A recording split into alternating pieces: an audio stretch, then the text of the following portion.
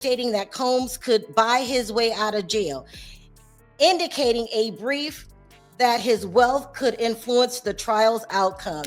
About how he treated people in his orbit as prosecutors seek to prove that he was running a criminal enterprise. Why are jurors disappearing from seat 6 in Diddy's trial? And who left the chilling note reading, "Not again," under the chair?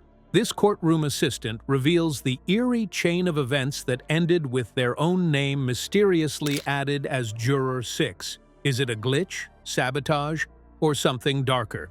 Before we move on, I'd like to ask you a small favor. If you appreciate this content, please take a second to like this video and subscribe to the channel. Over 98% of you watch the videos without subscribing. It costs you nothing, but it makes a huge difference to us. So, did you click the subscribe button? Great. Thank you so much.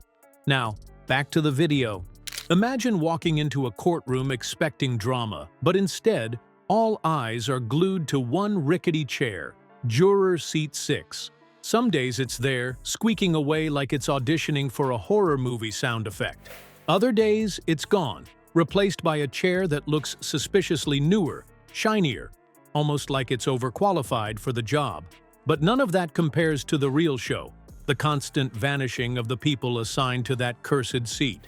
At this point, Juror Seat 6 is less a piece of furniture and more of a recurring character in a courtroom soap opera nobody asked for. Now, according to the rumors, that's because no one wants to be on the jury. Nobody wants to be on the jury. The headaches started when the first juror in Seat 6 was dismissed for what was officially labeled a private health matter. That's legal speak for something weird happened and we're not telling you why. Fine, these things can happen. But then the replacement juror was dismissed the very next day. And the next one didn't last a week. A judge in the Diddy Combs trial has officially dismissed a juror. Prosecutors had requested the juror be removed due to, quote, lack of candor. The excuses ranged from the mundane, like scheduling issues, to the eyebrow-raising, such as a conflict of interests involving undisclosed third parties. What undisclosed third parties? A Netflix subscription? A secret Diddy fan club? No one knows. And just when you think it can't get stranger, courtroom whispers start hinting that even the court admins can't explain it.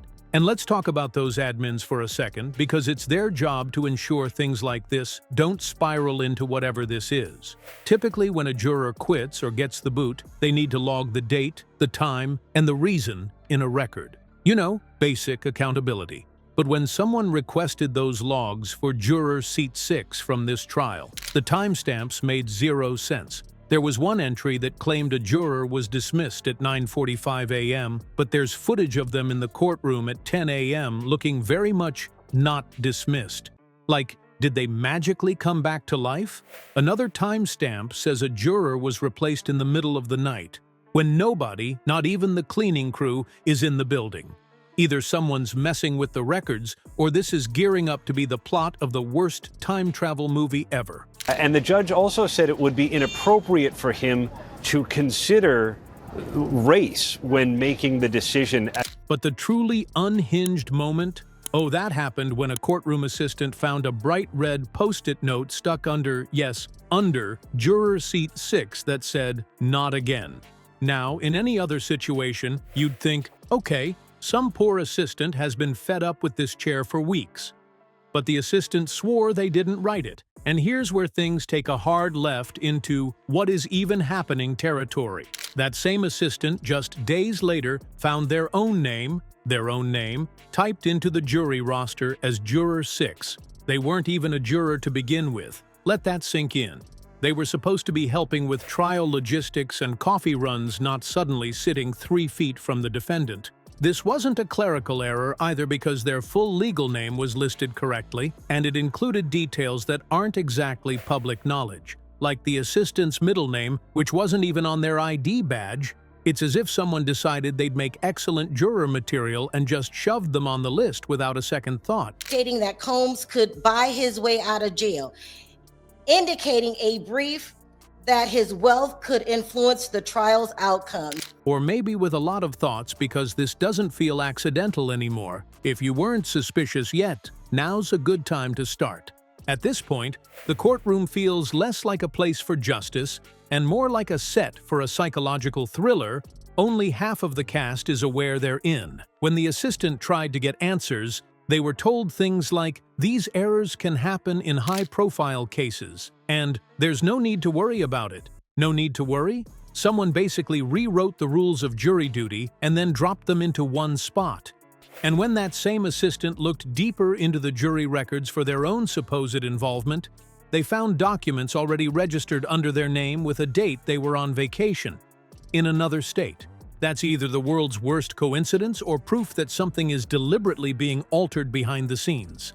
About how he treated people in his orbit as prosecutors seek to prove that he was running a criminal enterprise. Could this all just be some glitchy mess caused by overworked staff? Sure, if you believe in coincidences stacked so high they start to collapse under their own ridiculousness. But the assistant's discovery, especially their name showing up, throws that theory out the window. No algorithm or tired admin is pulling middle names out of thin air. Someone is purposefully messing with this trial, and whoever they are, they're getting bolder. And as unsettling as that is, it raises an even bigger question. If juror seat 6 keeps mysteriously losing people, and if names can just appear on rosters like a ghost updating a spreadsheet, what else is being manipulated? Are we looking at a bigger play, one designed to kneecap the entire trial? Okay, they usually can pick jurors pretty quickly, in and out, and this is taking a very long time. Or is the real goal to confuse everyone so much that the case gets thrown out entirely? Either way, this isn't just about a seat or an assistant caught in the chaos. It's proof that this trial is in the grip of forces way beyond what we can see. But weird seats and disappearing jurors are nothing compared to what unfolded next. It's one thing for people to act suspicious. It's another when the courtroom itself starts acting like it's alive. What if this trial isn't about innocence or guilt, but about absolute control? Jersey, and the judge said that raised broader questions about his candor and whether he made a deliberate attempt to try and get himself seated. Manipulating the courtroom, the people, and perhaps even the truth itself. When jurors mysteriously vanish and assistants find their names tied to roles they never signed up for, how can we trust anything happening? As Source 2875203 shows, in cases like Casey Anthony's trial, public faith in the justice system crumbles when hidden forces seem to steer the outcome. So, what's really at play here? Could this all be part of a larger game we're not meant to understand? Stick around. This might only be the opening act.